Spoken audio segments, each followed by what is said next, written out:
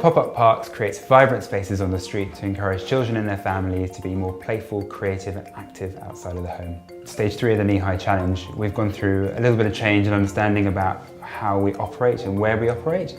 So originally we started off very much thinking about parks and those spaces, but actually we're becoming much more localised and thinking about the kind of immediate environments outside estates, people's homes. So we've been operationalising getting our parks up and running 25 pop-up parks over the summer in Lambeth and Southwark.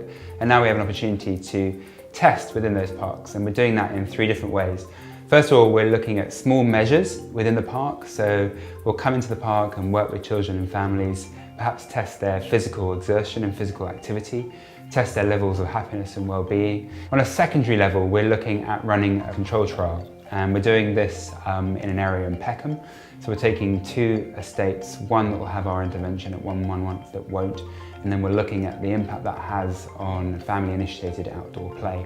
And then our final measure is thinking about the longevity and the sustainability of our projects. So we know that we can't just pop up and pop down again and disappear. We want to leave a legacy. So we're working in partnership with a number of organisations to find ways in which we can actually leave a more permanent space. You listen to the people that you work with, your customer, and you feed that back into the process and you iterate your design and your service as you go. I think that's something that will stick with us as a programme throughout. I don't ever envisage us standing still and being sort of, a service that delivers a certain thing. I feel quite proud that it as an entity has worked, and we've just recruited 2 members of staff, so our team's growing.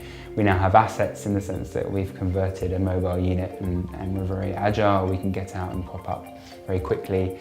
We know that also can become a mobile shop to, sky's the limit. Where do you go next?